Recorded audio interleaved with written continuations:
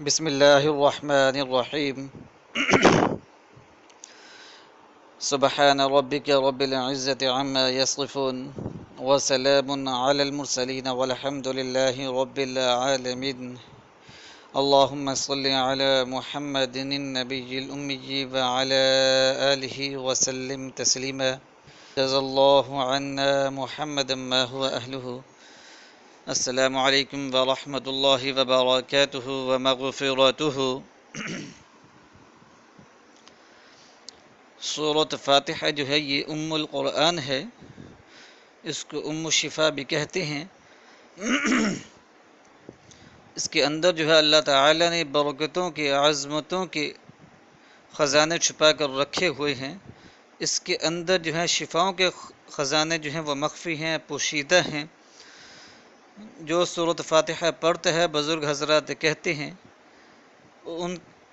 ان کی تمام جائز حاجتیں پوری ہوتی ہیں، مقاصد میں کامیابی حاصل ہوتی ہے۔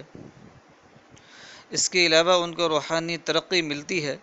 سورۃ فاتحہ کا پڑھنا دین و دنیا میں ترقی کا جو ہے سبب ہے۔ تو سورۃ فاتحہ اور آیت کریمہ یہ دو ایسے وظائف ہیں جو ان کو کرتا ہے اللہ تعالیٰ کے فضل و کرم کے ساتھ وہ دنیا اور آخرت میں جو ہے اس کو کامیابیاں ملتی ہیں۔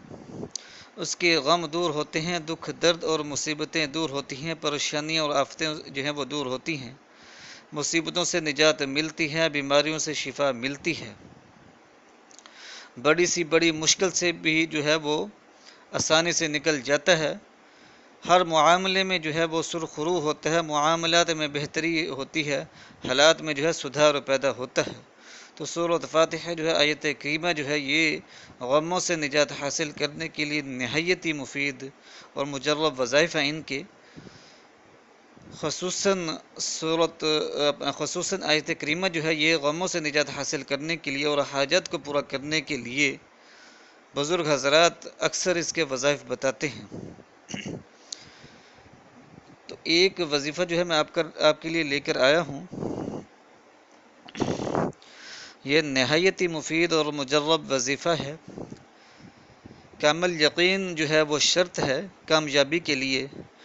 خلوص دل کے ساتھ اس کو پڑھیں، انشاءاللہ العزیز ایسے ایسے کام بھی جو ہے سر انجام پا جائیں گے جو آپ کو ناممکن لگتے ہوں گے، لیکن آپ نے اس سے پہلے یہ وظیفہ کرنے سے پہلے جو ہے آپ 2 رکعت نماز نفل توبہ پڑھیں اور اللہ تعالیٰ سے توبہ کر لیں، تمام جو آپ کے گناہ ہیں اس سے اللہ تعالیٰ سے استغفار کریں، اللہ تعالیٰ سے جو ہے معافی مانگیں۔ خصوصاً نمازیں جو آپ نے چھوڑ دی ہیں، جو زندگی میں چھوڑی ہیں، ان کے لیے اللہ تعالیٰ سے معافی مانگیں، اللہ تعالیٰ سے استغفار کریں اور قضا جو ہے وہ ادا کرنا شروع کر دیں۔ تو یہ جو وظیفہ ہے یہ سورۃ فاتحہ اور آیت کریمہ کا ہے۔ تو اس وظیفے کو کسی بھی نماز کے بعد آپ پڑھ سکتے ہیں، چاہے تو ایک وقت میں دونوں کو پڑھ لیں، چاہے تو علیحدہ علیحدہ وقتوں میں پڑھ لیں۔ سورۃ فاتحہ کو اگر صبح کے ٹائم پڑھیں تو آیت کریمہ کو شام میں پڑھ لیں، یا آیت کریمہ صبح پڑھیں تو سورۃ فاتحہ شام میں پڑھ لیں، یا دونوں صبح میں پڑھ لیں یا دونوں شام میں پڑھ لیں یا دوپہر میں پڑھ لیں، کسی بھی وقت آپ اس وظیفے کو کر سکتے ہیں۔ لیکن جس وقت بھی شروع کریں اور جس ترتیب سے شروع کریں اس کی پابندی پھر لازماً آپ نے کرنی ہے۔ 7 روز کا یہ عمل ہے، جملہ حاجات کے لیے نہایت ہی فائدہ مند ہے۔ انشاءاللہ العزیز اللہ تعالیٰ کے فضل و کرم کے ساتھ حاجتیں پوری ہوں گی اور مقاصد میں کامیابی حاصل ہوگی۔ نماز کی پابندی شرط ہے اور توجہ اور کامل یقین جو ہے وہ شرط ہے۔ زبان کو پاک صاف رکھیں، گالی گلوچ، فحش گوئی اور غیبت سے زبان کو جو ہے پاک صاف رکھیں گے۔ اس کے علاوہ الائچی کا استعمال کریں، تمباکو بیڑی سے جو ہے جو بدبودار چیزیں ہیں جیسے لہسن پیاز ہیں ان سے بھی جو ہے پرہیز کریں۔ تو وظیفہ جو ہے بعد نماز فجر جو ہے آپ 125 مرتبہ جو ہے آپ نے سورۃ فاتحہ پڑھنی ہے۔ اول آخر جو ہے 11 بار جو ہے درود پاک پڑھنا ہے۔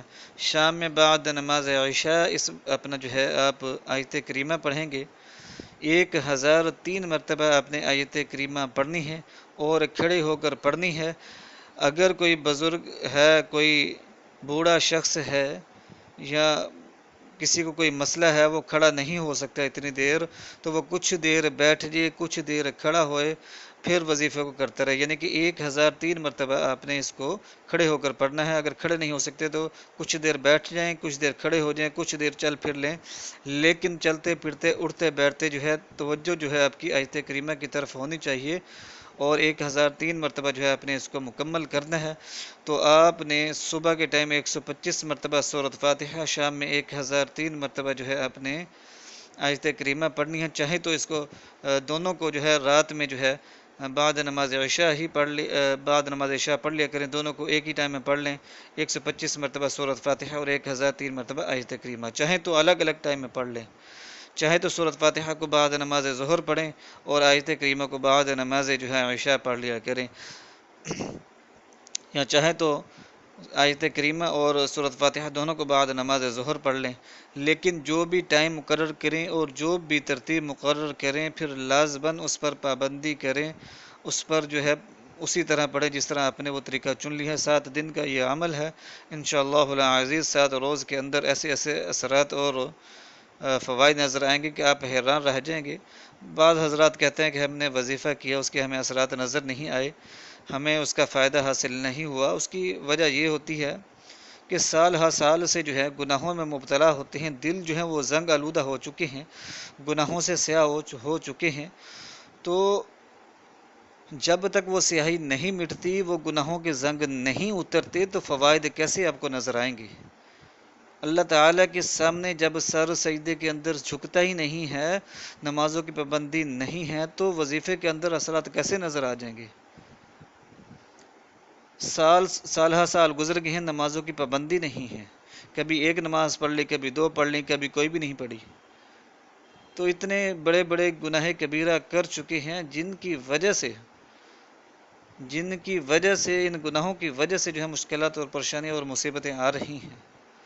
ان گناہوں سے جب تک توبہ نہیں کریں گے تو وظائف کے اندر تاثیر کس طرح پیدا ہوگی؟ نماز کی پابندی نہیں کریں گے تو وظائف کے اندر تاثیر جو ہے وہ پیدا نہیں ہوگی۔ نماز کی پابندی کرنی ہے اور جھوٹ اور غیبت بدگوئی سے بھی محفوظ رہنا ہے، تو وظائف، دوسری بات جو ہے وظائف جو وہ کرنی ہے وہ خالصتاً جو ہے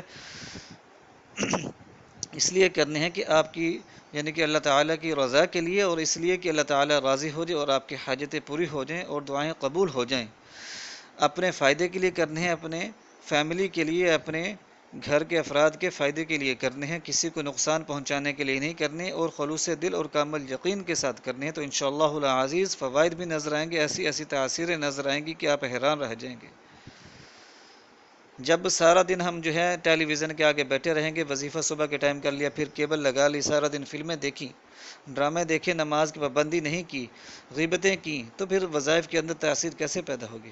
تو ان چیزوں سے پرہیز کریں، وظائف کریں، انشاءاللہ العزیز اللہ تعالی فضل و کرم فرمائے گا۔ خصوصاً نماز کی پابندی نہ صرف اب کریں بلکہ وعدہ کریں کہ تا حیات جو ہے نماز کی پابندی کریں گے، انشاءاللہ العزیز مسائل ویسے ہی حل ہو جائیں گے۔